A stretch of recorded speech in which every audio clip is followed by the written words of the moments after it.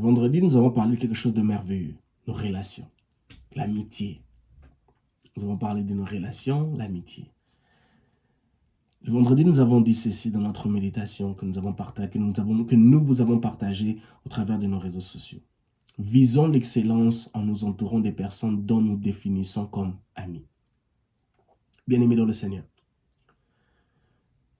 en tant que chrétiens, nous sommes aussi appelés de nous retrouver dans des domaines professionnels où nous travaillons pour une rémunération afin de trouver une certaine stabilité dans la société.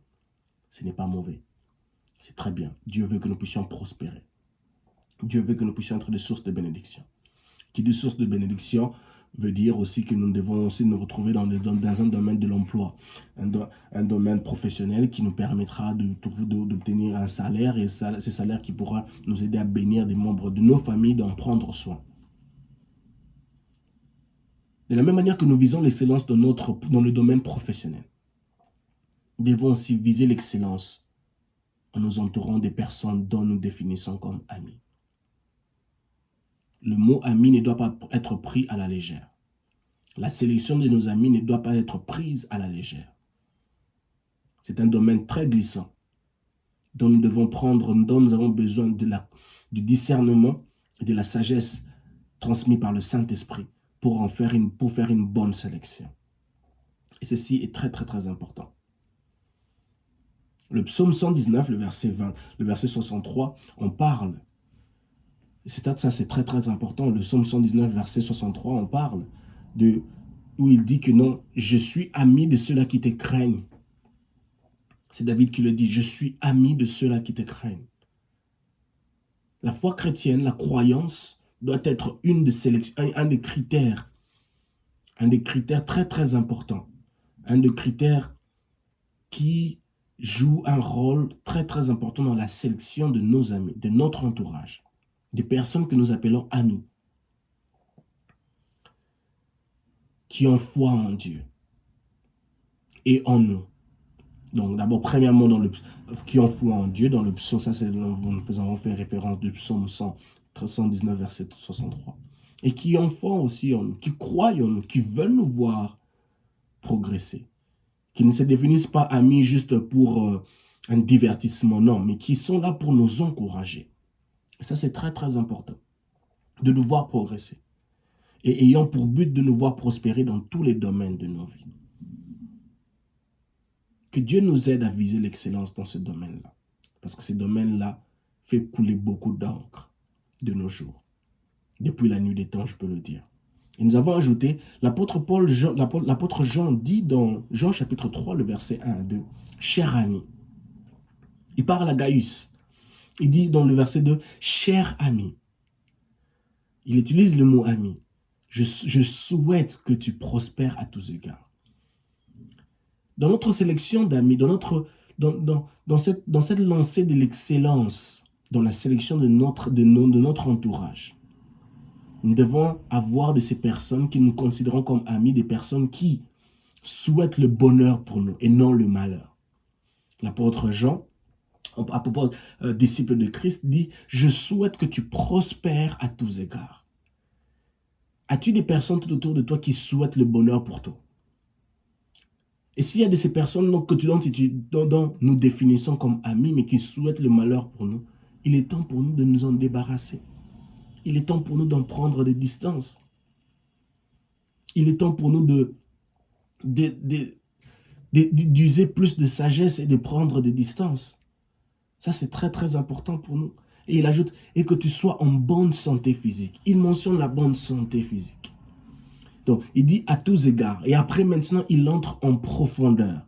Il est maintenant plus spécifique. La première chose dont il vise, il dit en bonne santé physique.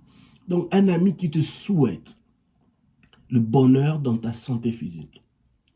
Il mentionne cela en premier. Et en deuxième, il dit que tu sois en bonne santé physique, que tu l'aies spirituellement. Il mentionne deux choses, la spiritualité et l'aspect physique.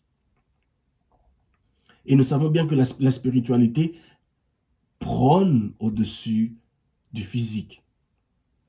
Et l'apôtre Jean ici dit que tu sois en bonne santé comme tu l'es spirituellement? Es-tu spirituellement en bonne santé? Un bon ami, une bonne amie peut jauger, peut savoir s'il y a un crack, s'il y a des défauts, s'il y a des failles dans ta santé spirituelle, comme dans ta santé physique. Un ami observateur, un ami qui est là, qui se donne du temps pour observer ta marche, qui observe, qui dit non, non, il y a un problème ici. Non seulement ça, il y a un problème, il ne médite plus la Bible, elle ne médite plus la Bible, elle ne vient plus aux réunions bibliques, à l'église. Un vrai ami va se soucier de cela. Pas juste par intérêt, non. Un vrai ami veut te voir progresser, non seulement physiquement ou professionnellement, mais aussi spirituellement. As-tu lu la Bible? Un vrai ami, une vraie amie va te poser la question, est-ce qu'on peut as-tu lu la Bible aujourd'hui? Qu'est-ce que tu as médité? Est-ce qu'on peut partager cela? Ceci doit être parmi les critères de notre sélection de nos amis, de la sélection de nos amis, de ces personnes qui nous entourent. Prospérer à tous égards. Que tu prospères dans ta santé physique, que tu prospères dans ta santé spirituelle. Ayons de ces personnes-là qui se soucient de nous. Pas seulement de nos avoirs monétaires, financiers, mais de ces personnes qui se soucient de notre physique et surtout de notre spirituel.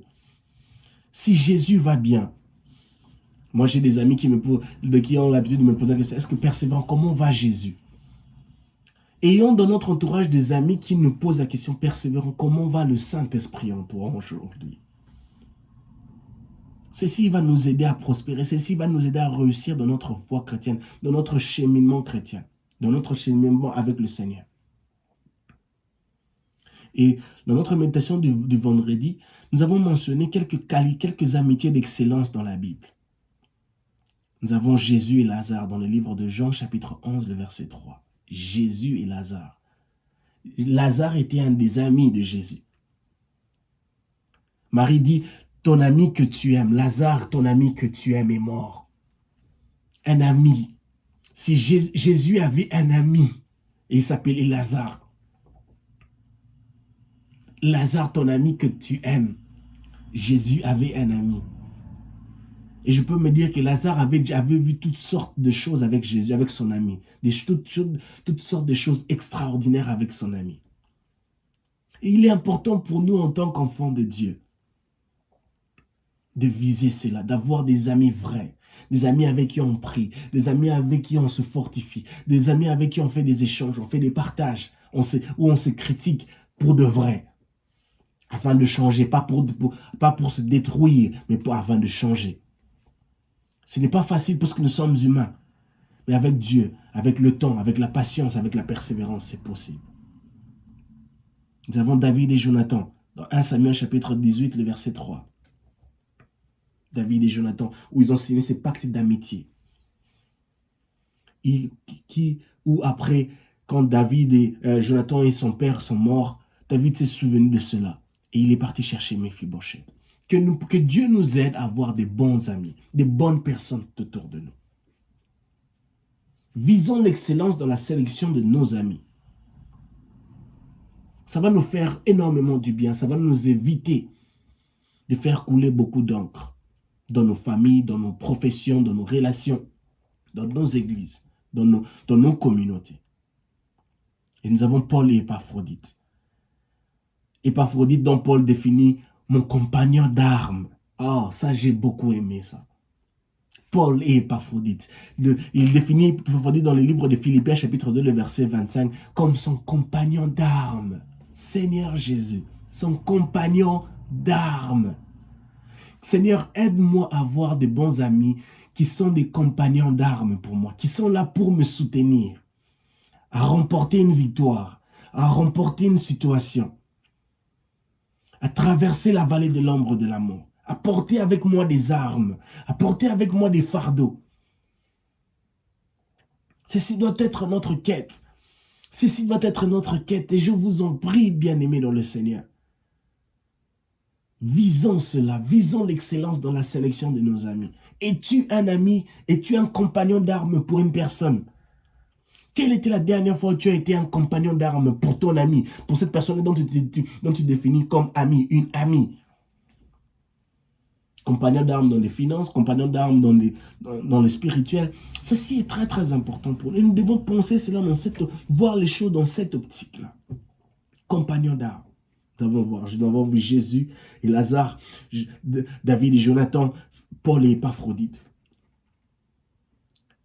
Nous devons viser l'excellence dans notre sélection, dans la sélection de nos amis, afin d'obtenir une amitié souciante. Nous avons dit, afin d'obtenir une amitié souciante, une amitié pleine d'amour, sans intérêt, une amitié victorieuse, une amitié christocentrique.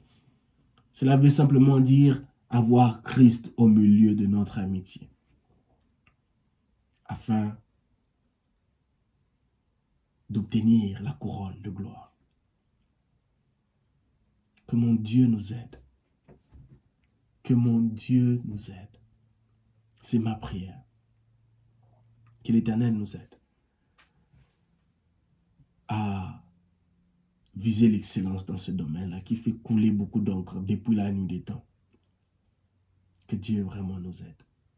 Voilà en quelques mots, en quelques minutes, le résumé de notre méditation de cette semaine. Que Dieu vous bénisse abondamment. Prions. Tendre Père, nous te disons merci. Je te prie de bénir mon frère et ma sœur, Père. Pécheurs que nous sommes, Seigneur, nous te demandons de purifier nos cœurs. Nous sommes sur terre, toi tu es dans les cieux. Nous connaissons par toi, tu connais tout. Seigneur, nous sommes pécheurs, toi tu es saint. Nous sommes vulnérables, toi tu es éternel. Seigneur, aide-nous à méditer ta parole jour et nuit, sans aucune crainte. Seigneur, à mettre en pratique ta parole, Seigneur Jésus.